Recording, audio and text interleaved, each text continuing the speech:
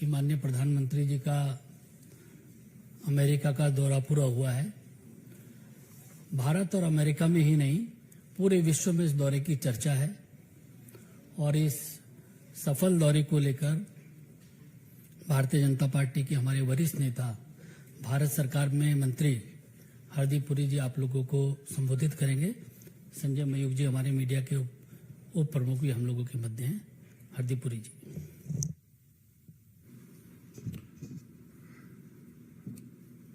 अनिल जी, बहुत बहुत धन्यवाद। संजय जी, भारतीय जनता पार्टी का एक कार्यकर्ता अपनी एनालिसिस इस लैंडमार्क विजिट की आपके साथ शेयर करना चाहता है। देखिए, मैं कॉन्फिडेंस से कह सकता हूं कि जो मेरा फॉरेन पॉलिसी और इंटरनेशनल रिलेशंस में पर्सनल एक्सपीरियंस है।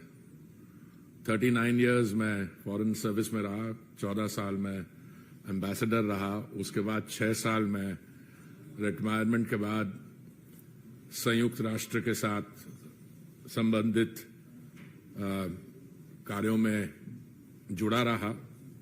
मेरी प्रोफेशनल एक्सपीरियंस में अगर मैं पूरा इतिहास देखूं, जब से मैंने होश संभाली है एज ए प्रोफेशनल 1974-75 से लेके, इससे सिग्निफिकेंट लैंडमार्क विजिट कम ही होंगे और इतने सिग्निफिकेंट भी होंगे। इससे ज्यादा तो बहुत मुझे जब आप इंटरनेशनल रिलेशंस की हिस्ट्री लिखते हैं तो कहते हैं किसी एक सेक्रेटरी ऑफ स्टेट किसी देश में गया, वो देश बंद था, उसकी ओपनिंग हो गई। मैं बता रहा हूं जैसे किसिंजर विजिट टू चाइना, पर उसका क्या रिजल्ट हुआ। भाई जरा फोन आपने जरा बंद कर लें एक मिनट। मैं ये क्यों कह रहा हूं, कुछ तो इसमें एस्पेक्ट्स हैं जो सेल्फ एविडेंट है। हमने अपने टीवी स्क्रीन्स पे देखे जो न्यूयॉर्क में और वॉशिंगटन डीसी में माननीय प्रधानमंत्री जी की जो रिसेप्शन हुई, जो उनसे जो मिले thought leaders, business leaders, bipartisan US Congress senators, जब माननीय प्रधानमंत्री जी ने joint session of the Congress को एड्रेस किया तो प्रिजाइडिंग ऑफिसर, हाउस स्पीकर से लेके सबने लाइन अप करके और माननीय प्रधानमंत्री जी का ऑटोग्राफ रिक्वेस्ट की। Now that is both a testament to his stature as a global leader, world leader, but it is more than that. पहले तो मैं कुछ बेसिक फैक्ट्स आपको अपने साथ शेयर कर लूं। मैं बहुत वर्ष पहले विदेश मंत्रालय में संयुक्त सचिव था, अमेरिकाज डेस्क पे भी, और मैंने जो रिलेशनशिप में बदलाव आया है, जो ट्रांसफॉर्मेशन हुई है, वो मैंने फर्स्ट हैंड देखी है। और 2016 में भी माननीय प्रधानमंत्री जी गए थे, उन्होंने तब भी जॉइंट सेशन एड्रेस की थी। पर मैं समझता हूं कि दुनिया में शायद 3 का मुझे पता है लीडर्स हैं who have been invited to address the joint session of the Congress on 2 occasions. अगर आप पूरा हिस्ट्री देखें तो नेल्सन मंडेला और विंस्टन चर्चिल, तो वो वॉर टाइम प्राइम मिनिस्टर थे, और उसके बाद और नेल्सन मंडेला जो एंटी अपार्थाइड स्ट्रगल था वो था। उसके बाद किसी देश का कोई बड़ा स्पेशल रिलेशनशिप हो यूएस के साथ, कुछ वो जैसे इजराइल का, वो मैं समझता हूं, पर उनकी it's very much part of the domestic scene also. So he was given the red carpet treatment. अच्छा, हमारे यहां कुछ हमारे मित्र लोग हैं जो ब्रॉडली विरोधी दलों में पाए जाते हैं, वो कहते जी इस विजिट का वहां क्या असर हुआ। तो आज मैं उनकी खुशी के लिए, उनको काम करने के लिए जो कवरेज विजिट की हुई है, New York Times, Washington Post, Wall Street Journal, तो ये कहना कि नहीं इस visit is not being taken seriously there, देखिए एक तो विजिट की ऑप्टिक्स है, और मैं कह रहा हूं कि अगर कोई वो जो सम अप होता है ना, दिस इज द मोमेंट, अगर कोई बायलैटरल विजिट एक क्रिटिकल डेफिनेशन पे नया डॉन प्रोड्यूस करती है, दिस वाज दैट विजिट। और जब राष्ट्रपति बाइडेन ने माननीय प्रधानमंत्री जी को एक लाल रंग की टी शर्ट प्रेजेंट की, AI is the future. Now, AI is artificial intelligence. वहां लिखा AI is the future, America, India is the future. इसलिए मैं ऑप्टिक्स पे आप लोगों के सवाल होंगे, मैं आऊंगा, और जो लैंडमार्क विजिट हुई पर मैं आज आपको आपका धन्यवाद देना चाहता हूं, क्योंकि कुछ ऐसे विजिट के सब्सटैंटिव अचीवमेंट्स हैं, आउटकम्स हैं, मैं समझता हूं उन पे शायद अभी फोकस होना शुरू नहीं हुआ, और these are embodied in the joint statement, और जॉइंट स्टेटमेंट शायद 58 पैराग्राफ की है, पता नहीं आप में से कितना लगे, मैं उसमें से 5-6 जो रियली सब्सटैंटिव मेरे हिसाब से आउटकम्स हैं वो मैं आपके साथ शेयर करना चाहता हूं। Inauguration of ISET, initiative on critical and emerging technologies, जो हुई है January 23 as a major milestone in US-India relations. NASA, आप नासा जानते हैं, इसरो को भी जानते हैं, to develop a strategic framework for human space flight cooperation by 2023। इसका आप महीना पूरा समझ रहे हैं, अगर इसरो और नासा कोऑपरेट करेंगी space flight, human space flight cooperation, उसका क्या मतलब है आगे जाते। और president Biden appreciated India's signing of the Artemis Accord, which will advance a common vision of space exploration for the benefit of mankind. देखिए, पहले हम टेक्नोलॉजी की बात करते थे, हम डिफेंस की बात करते थे, अब ये जो कटिंग एज कोऑपरेशन है स्पेस सेक्टर में, strategic signing of an MOU on semiconductor supply chain and innovation, Micron Technology to invest up to $825 million to build a new semiconductor assembly and test facility in India. Creating secure and trusted telecommunications.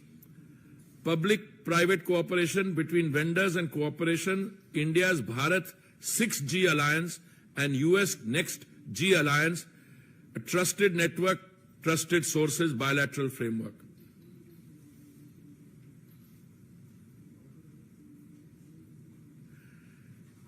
Indo-US Quantum Coordination Mechanism. अभी हाल में आपने देखा था जो cabinet के decision हुए हैं हमारे यहां, और launch of a $2 million grant program under the US-India Science and Technology Endowment Fund for the joint development and commercialization of artificial intelligence and quantum technologies.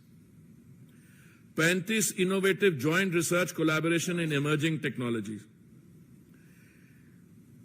US supports India's leadership as chair of the Global Partnership on Artificial Intelligence, applauded Google's intent to continue investing through its $10 billion India Digitization Fund.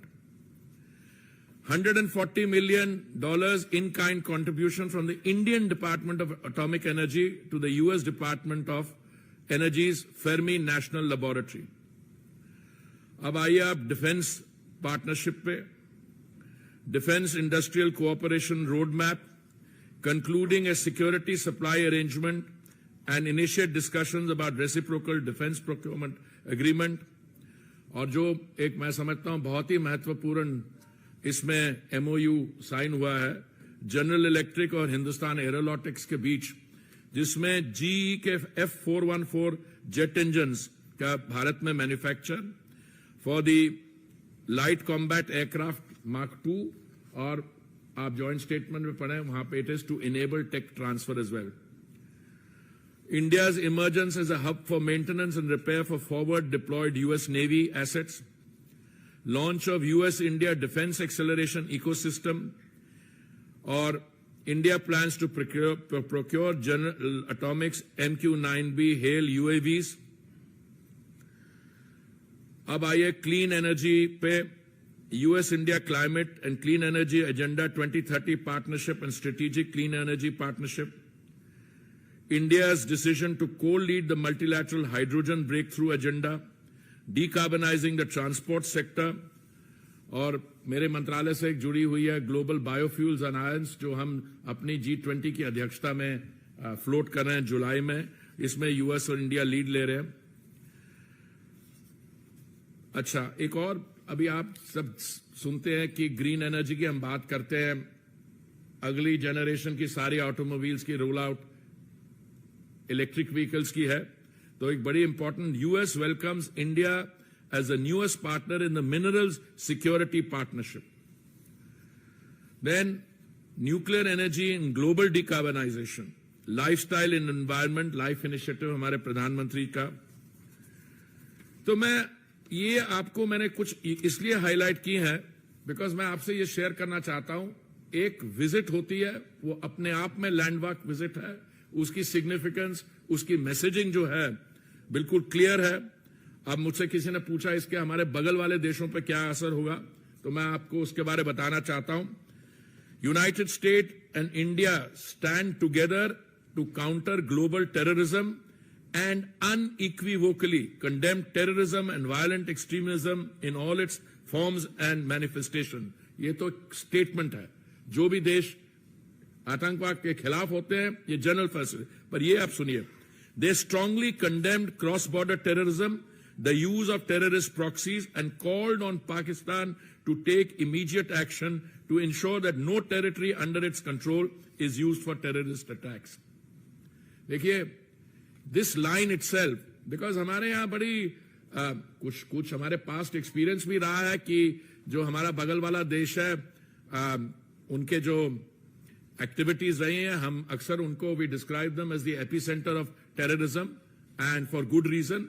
But for a joint statement with such categorical language, ये मैं आपकी attention draw कर रहा हूं। Strong support for a peaceful, secure and stable Afghanistan, long-term strategic partnership between the I2U2, that is India, Israel, United Arab Emirates and United States, commitment to an open, secure, inclusive, safe, interoperable and reliable internet. These were some of the landmark decisions taken. In decisions, in agreements को prepare करने के लिए बहुत मेहनत हुई है। The concern ministries led by the ministry of external affairs पे काम किया। इनकी इंप्लीमेंटेशन पे इक्वली बहुत काम होगा, और उससे ये visit marks the culmination of that preparatory process, upgradation of the relationship. और उसके बाद where is this relationship going.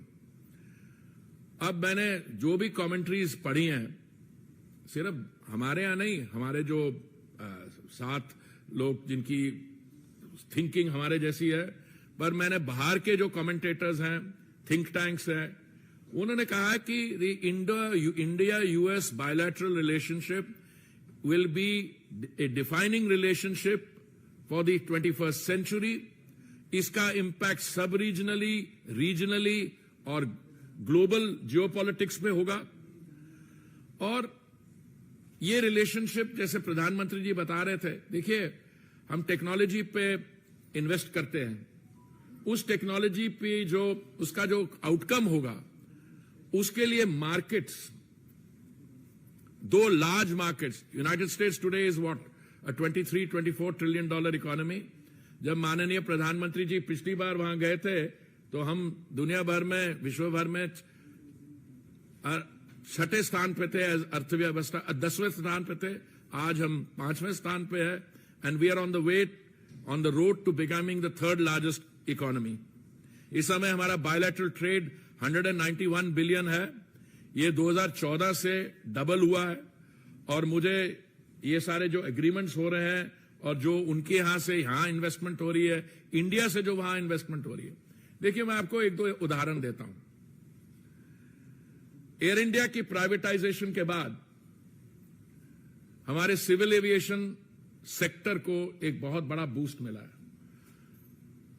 Air India ने 500 हवाई जहाज, different configurations, wide bodied 320 etcetera order किया, और उसके साथ आप देखिए employment spin off United states में कितना हुआ है। एयर इंडिया ने ऑर्डर किए, अभी हाल में एक और प्राइवेट एयरलाइन है, इंडिगो ने ऑर्डर किया। तो दुनिया भर में अगर आप सिचुएशन देखिए, India is not only a bright spot, a fastest growing economy, but the employment opportunity that the Indian growth story is generating, not only for the United States, but for Europe. Airbus is a European conglomerate. All this is happening and contributing to global growth. हमारे बीच में bilaterally trade disagreements रहे हैं. A very welcome feature of this is कि हमारे जो 6 trade dispute ongoing हैं, उनको हमने तय कर लिया कि इनको हम आपस में bilaterally resolve कर देंगे outside the World Trade Organization processes. मुझे पता नहीं हमारे यहाँ से कितने हमारे विद्यार्थी वहां पढ़ने जाते हैं, पर मुझे लगता है कि हम में सब लोग, हम जो बैठे हुए हैं, हमारे परिवार में से हमारे जानने पहचाने वाले, एक उनको ये समस्या होती थी कि जो H1B वीजा पे गया या स्टूडेंट्स या कोई और काम करने गए हैं वहां पे, उनको अपने वीजा के रिन्यूअल के लिए देश से बाहर जाना पड़ता था। तो अभी एक पायलट प्रोजेक्ट शुरू किया है जिसमें एक एक्सपैंडेड पूल होगा बाद में H1B and L visa holders के लिए। तो उनकी जो वीजा रिन्यूअल्स हैं वो domestically without having to go abroad हो जाएगा। This was a long pending demand. अभी जैसे मैंने कहा, अभी तो ये only a pilot project, but this is likely to expand to get a much broader coverage. देखिए, रिलेशंस बिटवीन टू कंट्रीज आजकल के दुनिया में आप देखते हैं कि सारी आपको यहां बैठ के आप आईफोन पे कम्युनिकेट कर सकते हैं, पर फिर भी जो गवर्नमेंट्स होती हैं उनको इकोसिस्टम बनाना होता है। तो अमेरिका ने निर्णय लिया है कि वो 2 नए कॉन्सुलेट्स खोलेंगे, बंगलुरु और अहमदाबाद में। और हमने जो निर्णय लिया था पहले सियाटल में कॉन्सुलेट खोलने का, उसको हम ऑपरेशनलाइज करेंगे और दोनों देश तय करेंगे एक और इंडिया कॉन्सुलेट कहां खोलेगा। मेडिकल हेल्थ इशू एरियाज में बहुत ऑल्सो भी डेवलपमेंट्स हुए हैं और हमने उनका धन्यवाद किया। Repatriation of antiquities to India by the United States, interest in working quickly towards a cultural property agreement also. So I'll stop here. I'll be very happy to take questions both on the substantive outcomes and in any related aspect of the visit that you might have an interest in. जी, आप अब identify करिए। Sorry,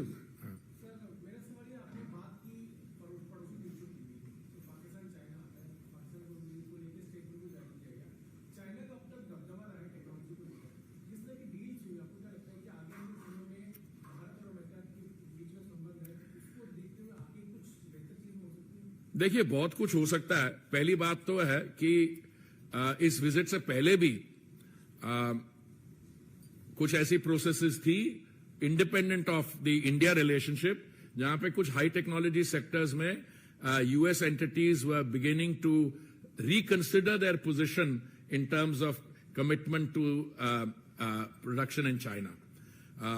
I am personally aware of many companies which decided to relocate their manufacturing facilities from the mainland People's Republic of China to other places. So as a result, many industries shifted out of China. Those are independent processes. देखिए, India और US quite independent of what happens in China.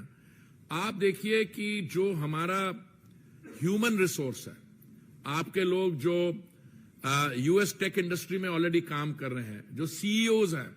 अब मैं आपको बताता हूं, मैं इसमें अपनी लिस्टिंग में नहीं की, गूगल और अमेजॉन दोनों $10 बिलियन और $15 बिलियन की इन्वेस्टमेंट इंडिया में की बात कर रहे हैं। अब वो जो इन्वेस्टमेंट होगी वो इंडिया में सिर्फ इन्वेस्टमेंट नहीं होगी, वो इन्वेस्टमेंट ग्लोबल गुड के लिए होगी और ग्लोबल इकोनॉमी के लिए होगी।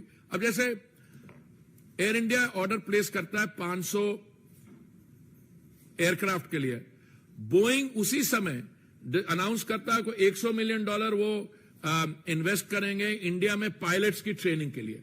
तो ये सारी चीजें दे प्रोसीड साइमल्टेनियसली। अब जैसे सिस्को है, इट्स अ मेजर कंपनी, जब उनके सीईओ कहते हैं कि ये हमारे एक्सपेंशन प्लान्स हैं, that expansion plans not only affect and benefit the Indian economy, they benefit a lot of other processes. So sort of global जो MNCs हैं, देखिए अभी आप देख के चलिए दुनिया भर में अगर you do have a listing of all the major MNCs, the American MNCs are the they get the top listing. Indian companies also. अब जैसे ग्रीन हाइड्रोजन में वहां पे एक बड़ा एक उनका प्रोग्राम है टू इनकरेज ग्रीन हाइड्रोजन। हमारी कंपनीज भी इन्वेस्ट कर रही है वहां पे जाके, they want to take advantage of that. But if green hydrogen becomes as is expected to the fuel of the future, so this will benefit not only India and the United States, it will also benefit the transition from fossil fuel energy to pure green energy. Mohit Bhatt. Sir, Mohit from Times Council, we know that now it's has been a very successful visit of the Prime Minister to US, and now he's going to Egypt. So there he'll be meeting the top leadership over there. He'll be also meeting Grand Mufti over there, sir. Now back in India, or when Rahul Gandhi goes out, he talks about Muslim unsafe in India. But when Prime Minister goes out, he will be given a red carpet welcome by the Grand Mufti of Egypt, sir. How do you see this? No, I see it very positively.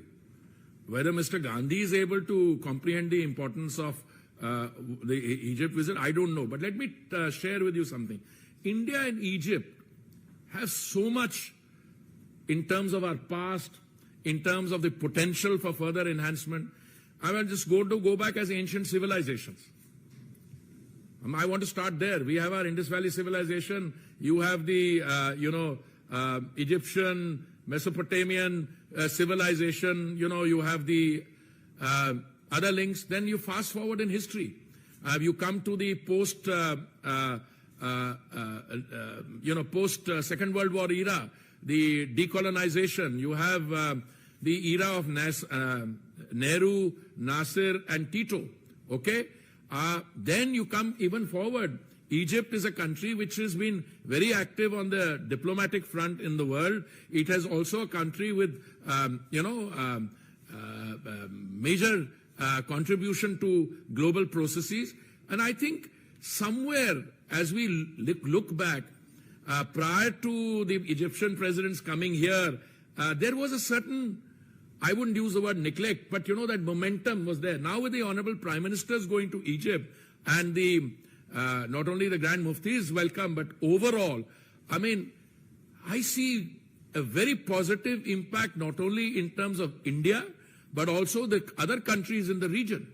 And I think we have we've already got excellent relations with countries in the Gulf, very strong relations. There are relations in energy and other things. So I think in the overall conduct of our diplomacy and outreach, the Egyptian leg of the Prime Minister's visit, his 2-day visit there, I'm sure, he's, I think, scheduled to land at around 1500 hours our time. It will be another very significant outreach visit, and I'm sure that all of you will be monitoring the evolution of that visit literally minute to minute, as you did in the case of the US leg. एक second ब्रह्म प्रसाद, ये Republic थी। Sir, Ganesh Patil Republic से Russia और China, America जो तीनों बड़े देश हैं अपनी समस्याओं से घिरे हैं। इस दौरान प्रधानमंत्री के रोल को किस तरीके से देखते हैं? किसको? प्रधानमंत्री नरेंद्र मोदी के रोल को किस तरीके से देखते हैं? देखिए ऐसा है, आपने जो अमेरिका के बारे कहा, चीन के बारे कहा, वो कहा, प्रधानमंत्री जी उन लीडर्स में से है। पहले तो उनकी पॉपुलैरिटी रेटिंग देख लीजिए।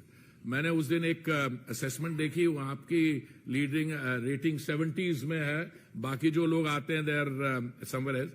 But his personal relationship with world leaders और उनकी जो the value of his voice and his statements, the impact of that, मैं आपको एक चीज बताना चाहता हूं, जैसे यूक्रेन के में जो आपने क्योंकि रूस का नाम लिया, India has been totally consistent from the day go. हमारी पोजीशन ये रही है, this is not a time for war. We should use diplomatic means of persuasion, we should have de-escalation. और वही मैसेज माननीय प्रधानमंत्री जी ने in the joint address to both houses of parliament दिया, और बाकी इंटरैक्शन में भी. और मैं समझता हूं कि प्रधानमंत्री जी के बाद रूस में और यूक्रेन में और बाकी जगह सुनी जाएगी. And when the time come, you see all these processes are not one can't say ki when the time comes, but the Indian, by the Prime Minister Modi personally, will have a role to play in not only advising caution as he's been doing all along, but helping resolve these issues. Amod Rai. Sir कल वहाँ US में जो राष्ट्रीय singer हैं Mary विलमन, उन्होंने पैर छुआ प्रधानमंत्री का. तो जो पीपल टू पीपल कंटेक्ट है, जो वहाँ के आम लोग हैं, उन्होंने प्रधानमंत्री को लेकर इस तरह का एक सराहना, इसको कैसे? देखिए, मैंने आप शुरू में माय ओपनिंग स्टेटमेंट वाज कि मेरी सारी लाइफ में, मैं 39 years as a professional civil servant, foreign office diplomat, 14 years as an ambassador, I have never seen anything like this. और मैं आपको, I want to break it down. देखिए, हमारे यहां पहले भी प्रधानमंत्री रहे हैं जिन्होंने अपने योग किया, in the confines of their room. But एक ऐसे लीडर हैं जो संयुक्त राष्ट्र में एक रेजोल्यूशन लेके जाते हैं. वो रेजोल्यूशन जो है 180 के कितने कंट्रीज को स्पॉन्सर करती हैं. फिर ऑन द संयुक्त राष्ट्र की जनरल असेंबली के लॉन्स में जो योगा हुआ, उसका पीपल टू पीपल इंपैक्ट हम समझ रहे हैं. Is not just India US, 135 देशों के रिप्रेजेंटेटिव्स ने उस दिन इस कार्यक्रम में भाग लिया और उन्होंने अपनी जो मैसेजेस सब जगह भेजा. मैं ब्राजील में रह चुका हूं, वहां पे मुझे पता है how popular yoga is there. But जो अभी हुआ है, this is what I call people to people. और इससे ज्यादा पावरफुल मैसेज क्या हो सकता है? दूसरा, आपने एक रेजोल्यूशन लाया जनरल असेंबली में कि 2023 should be the year of the millet. और जब माननीय प्रधानमंत्री जी का जो स्टेट डिनर है, उसमें एक शाही मिलेट मील उनको सर्व करता है. वो नहीं है कि वहां पे क्या हुआ, जो मैसेज जाता है न्यूयॉर्क की क्यूलिनरी इंडस्ट्री को, और मिशेलन के स्टार गाइड्स हैं, वो शेफ्स हैं, they will start incorporating it into their this thing. It's only a matter of time that, these big chains, I'm not advertising anyone, but McDonald's, you will have a millet burger. It's only a matter of time. दूसरा, मैं आपको एक और चीज बताता हूं. I'll come to Mary Miliband in a minute, because that is really, I was so moved with her rendition of the national anthem, Jana Gana Mana. पर उससे पहले जो संयुक्त राष्ट्र के जनरल असेंबली में जो लॉन्स में जो योगा लीड कर रही थी अमेरिकन महिला, उसका powerful message. She was a properly world class yoga instructor. आपने वो जो फर्स्ट लेडी को गिफ्ट दिया 7.5 कैरेट का, how much of thinking has gone into that? 7.5, 75 years of India's independence. Green, not green because उसका texture कोई उसमें green tinge है, बिकॉज वो इको फ्रेंडली है. वो सोलर क्लीन एनर्जी से लैब में डायमंड बनाया गया है. देखिए, उसमें आत्मनिर्भरता is stamped all over it. Yoga again is a very strong expression of the Indian, क्या कहेंगे, सिविलाइजेशनल, हमारा हेल्थ, बॉडी, मेंटल, ये सारे जो हमारा वेलबींग सिस्टम है, yoga represents that. Millet, equally, as a time when the world is facing a food crisis, or rice and all are heavily water consuming cereals. But now I come to Mary Miliband. देखिए, I have lived in New York. All right? I was India's ambassador there. मैं वैसे भी उसके बाहर रहा हूं. I know, I'm familiar with Mary Miliband. But when she sang the national anthem, Jana Gana Mana, and so beautifully, and Doordarshan played it here, from being an American star, I think she has become a global star. क्योंकि 140 करोड़ भारतीय लोगों ने सुना, और हमारे यहां तो ऐसा हमने इमोशनल लोग हैं, ये नहीं है कि गाना सुना है, हमारा राष्ट्रगीत जिस with share passion, and then उसके बाद आई और उन्होंने माने प्रधानमंत्री जी के पांव छुए। जो आप कह रहे हैं, मैं तो कहता हूं दिस इज अनदर एस्पेक्ट, वो जो मैं कभी भूल नहीं सकता। पर देखिए, why do you want to stop here, why do you want to start and stop here. अभी जब माननीय प्रधानमंत्री जी गए थे जापान G7 के लिए, और G7 में जो आपने सारी पिक्टोरियल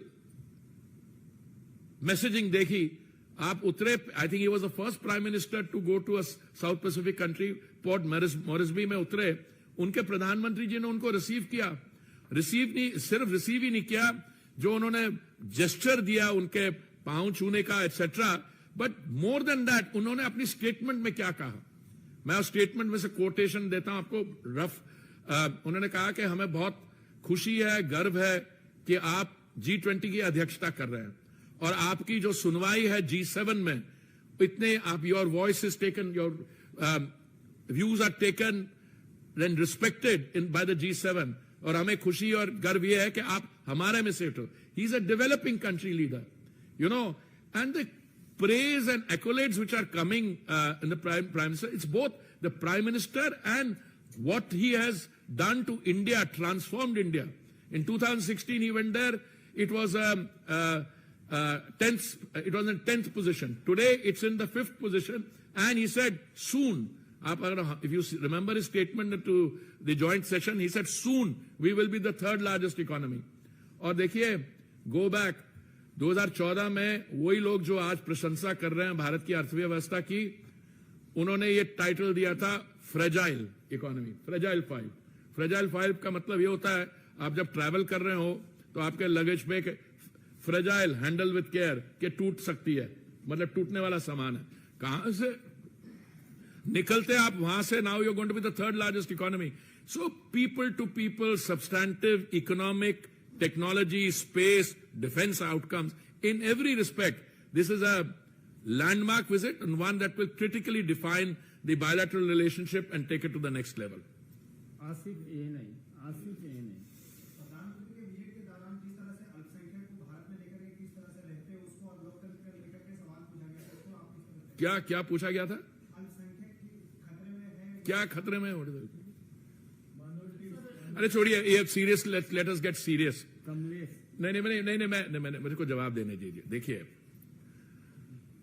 एक युवा नेता भी गए थे पहले, युवा नेता वहां पहुंचते ही उनको भारत के डेमोक्रेसी पे और माइनॉरिटीज के ट्रीटमेंट पे चिंता हुई, तो डेमोक्रेसी के बारे तो मैंने उनको याद करवाया, और आप क्योंकि आप वो विषय ला रहे हैं, ये विषय माननीय प्रधानमंत्री जी किसी ने सवाल पूछने तो उन्होंने अपना वो निकाल के जो कड़ाकेदार जवाब दिया, उसके बाद मुझे लगता है ये सवाल कहीं नहीं पूछा था, पर आपने पूछ लिया, मैं बताता हूं आपको। देखिए,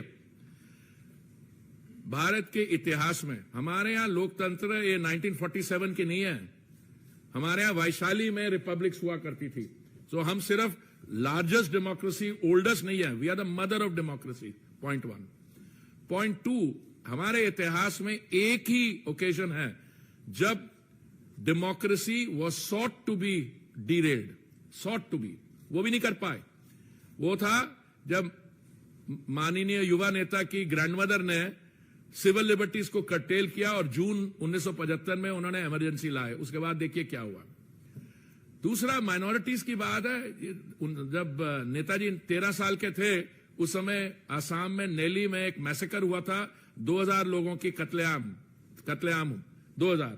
जब उनकी 14 साल आयु थी तो मेरी कम्युनिटी के 3000 लोग मारे गए थे।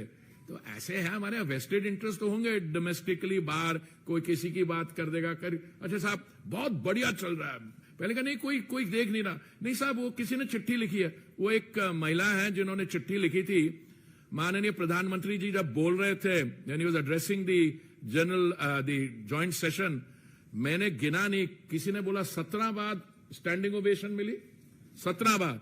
और ये महिला जो उनका नाम जोड़ा जाता है, each time she was standing and uploading. वो मेरे को हमारे किसी साथी ने हमें को वो विजुअल्स भेजे हैं, और कोई 75 बार अपलॉज मिली है। तो हम किसकी बात कर रहे हैं? कौन सी माइनॉरिटीज की? मैं माइनॉरिटीज का हूं और मुझे मालूम है। आप क्या बात कर रहे हैं?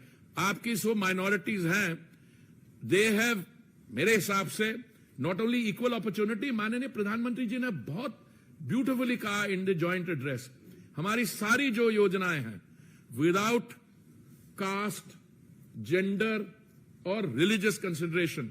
मैं कई ऐसे कार्यक्रमों में मैंने भाग लिया है। एक है आयुष्मान भारत का, एक पर्टिकुलर कार्यक्रम 95% जो लाभार्थी थे उस दिन वो एक माइनॉरिटी कम्युनिटी के थे और मेरी कम्युनिटी के नहीं, एक और के। So I think that answers your question. एक second Brahm Prakash ji, Kamlesh ji, Bharat express. Sir, लोगों का कंसर्न है कि रसिया हमारा फेयर वेदर फ्रेंड है।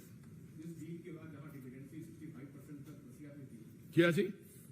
रसिया पे डिपेंडेंसी थी हमारी, मतलब निर्भरता थी। इस डील के बाद हम लोग कहीं न कहीं अमेरिका की तरफ झुकते जाएंगे और जो रूस के नहीं, नहीं, जो संबंध घटाता है। देखिए, मैं आपको एक चीज बताऊं, ये बिल्कुल आप किसी को इस पर चिंता नहीं करनी चाहिए। इस समय 50% हमारी जो गैस है वो इंपोर्ट होती है। हमारी डोमेस्टिक प्रोडक्शन बढ़ती जा रही है हर साल। जहां तक कच्चा तेल जिसकी बात कर रहे हैं, अभी भी हमारी काफी इंपोर्ट डिपेंडेंस है। पहले हम 27 देशों से करते थे, आज हम 39 देशों से करते हैं। हम रूस से भी हमारे इंपोर्ट्स बढ़ गए हैं, इराक से भी बढ़ गए, अमेरिका से बढ़ गए। हम एनर्जी $20 बिलियन के अमेरिका से ले रहे हैं। देखिए, एनर्जी सोर्सिंग और ये प्रोसेसेस में मुझे लगता है कोई ज्यादा प्रॉब्लम नहीं है। क्यों, मैं आपको समझाता। अगर भारत उस समय रशिया से अपने इंपोर्ट्स नहीं बढ़ाता तो हमारी जो कंजम्पशन, हमारी 5 मिलियन बैरल रोज की कंजम्पशन है, तो हमें वो किसी और जगह से खरीदने पड़ते और दाम और बढ़ते। तो इसलिए जो भी जियोपॉलिटिकल सिचुएशन इवॉल्व करेगी, हम उसको नेविगेट करेंगे और देखेंगे कहां से खरीदना एक्सेट्रा। तो मुझे इस बारे कोई चिंता नहीं है। ब्रह्म प्रकाश जी न्यूज। मेरा सवाल ये है, जब देश के प्रधानमंत्री बाहर विदेश यात्रा पर है, कांग्रेस पार्टी की तरफ से प्रधानमंत्री की तस्वीरें ट्वीट की जा रही है, आपने देखा होगा, कमेंट किए जा रहे हैं। आज एक ट्वीट की गई कि मैं और मेरा टेलीकाउंटर, कल ट्वीट किया गया कि मुझे डिक्टेटरशिप से डर नहीं लगता, डेमोक्रेसी। तो लगता है आपको किस तरह देखिए प्रधानमंत्री पद का अपमान नहीं? नहीं, प्रधानमंत्री जी का क्या स्टेचर है और उनके पद का, उन्होंने उस पद को वो क्या कहां ले गए हैं, पर आपका क्या मतलब? मैं लाइटर वेन में पूछ रहा हूं। जिन लोगों की आप बात करेंगे, इनको अपनी फ्रस्ट्रेशन जो है इनकी, इसको नहीं एक्सप्रेस करना चाहिए। मैं तो कहता कही है, थोड़ी सी एंटरटेनमेंट वैल्यू होती है और ये लोग आपस में बैठने की भी कोशिश करते हैं। मेरा तो यही लगता है कि इनको जो कहना कह रहे हैं, उससे हमारी जो substantive outcome, Indian democracy, India's position और बाकी भी इनके आपस में जो है, मुझे लगता है they will collapse under the weight of their own contradictions. Neeraj Pandey, ABP. Puri साहब, मेरा इसी से जुड़ा हुआ सवाल है कि जब रेड कार्पेट बिछाया जा रहा है अमेरिका में प्रधानमंत्री नरेंद्र मोदी के लिए, पूरी दुनिया वहां कर रही है, तो उस समय कांग्रेस उन्हें नीचे दिखाने का कोई मौका नहीं छोड़ती, इसे किसी को नहीं। वो सही बात है, वो मौका ढूंढते हैं, पर मौका क्या ढूंढते हैं? अब जैसे उनकी एक particularly Sriki, if I can use the word, एक आप ही के बिरादरी से उठी हुई हैं, वो अभी उनकी प्रवक्ता बन गई हैं। तो जो भी कहीं कहीं पढ़ लेती हैं कुछ, तो एकदम रिसर्च किए बगैर बोल देती हैं। वो जी इतनी स्ट्रांग स्टेटमेंट दी आपने चीन के खिलाफ, वो जो 1267 कमेटी की वो लिस्टिंग की बात थी, और फिर कहती है पर आपने चीन का नाम नहीं लिया। अरे मैडम, थोड़ा देख तो लो इंटरनल प्रोसेस, ये इंटरनल होता है, आप तो किसी का नाम भी नहीं ले सकते 1267 में। तो हमने जो मैसेज करना था कर दिया और लोगों को समझ भी आ गई, पर ये मैडम जो प्रवक्ता है उनको नहीं आई है। तो ये लोग कई चीजें कहेंगे। एक कल मैंने किसी से, मैं उस दिन रात को, ये आपका एक कार्यक्रम था, मैं उसको देख रहा था 3:45 बजे तक। एक कांग्रेस का प्रवक्ता था, जब visit was at its peak, जो ज्वाइंट सेशन था, उसने कहा था कि नहीं, this is not the time to criticise. उसको भी लगेगा कि इतनी बढ़िया विजिट हुआ, क्रिटिसाइज करोगे तो अपनी निंदा साथ में करवा लोगे। मैं कुछ और कहने वाला था। anyway. अंतिम प्रश्न है हिमांशु। सर, एक सवाल ये जानना चाहता हूँ कि जिस तरीके से प्रधानमंत्री के बाहर जाते हैं, वो बड़े बड़े राष्ट्राध्यक्ष पैर पड़ते हैं, बहुत सम्मान मिलता है, बहुत जबरदस्त तरीके से बताया जा रहा है कि प्रधानमंत्री की जो छवि है पूरी दुनिया भर में बहुत अच्छी बनी है, वर्ल्ड लीडर। लेकिन भारत में में ही कुछ लोग जो बोलते हैं प्रधानमंत्री की विजय के बाद में कि प्रधानमंत्री के डीएनए में ही लोकतंत्र नहीं है। हिंदुस्तान के अंदर इतनी ज्यादा व्यवस्था फैल गई है कि लोग एक दूसरे पर शक करते हैं। देखिए लोग क्या कहते हैं, ये द वेरी फैक्ट, वो कहते हैं लोकतंत्र खतरे में है, वो ऐसी बेहुदा बात कर देते हैं। शोज के बहुत यहाँ पे फ्रीडम ऑफ स्पीच है। मैं तो कहीं और से आया हुआ, मेरे 40 साल कहीं और स्पेंड किए थे। सुबह से लेकर शाम तक कोई ना कोई बेवकूफी की बात कर जाएगा, ट्रोलिंग कर देगा। देखिए ये जो मोटिवेटेड क्रिटिसिज्म पीएम साहब की हो रही है, हम क्या कहते हैं, आपको लगता है कि हमसे कोई गलत काम हुआ है या आपको लगता है इसमें कोर्स करेक्शन की जरूरत है, आप करिए, और हम कर रहे हैं। जब प्रधानमंत्री जी ने वहां पे ज्वाइंट सेशन को ऑफ द कांग्रेस को बोला कि हम 40 मिलियन मतलब 4 करोड़ लोगों को प्रधानमंत्री आवास योजना का वो दिया, it is bigger than the population of Australia. फिर उन्होंने कहा हमने इतना ये किया, that is the bigger than the population of South America. तो that is the real thing, that is what India has done. अब कोई कह रहा है कि ये लोकतंत्र नहीं है, तो क्या है ये? नहीं, मेरे को बताइए। अगर यहाँ पे अच्छा ये लोग तो मतलब जो उनको सुबह उठते हैं उनको कुछ कहना है और फिर कोई ऐसी ऐसी बातें कर जाते हैं, तो then they discover that they got into a trap. बहुत बहुत धन्यवाद। धन्यवाद। कल किससे करवा रहे हैं आप?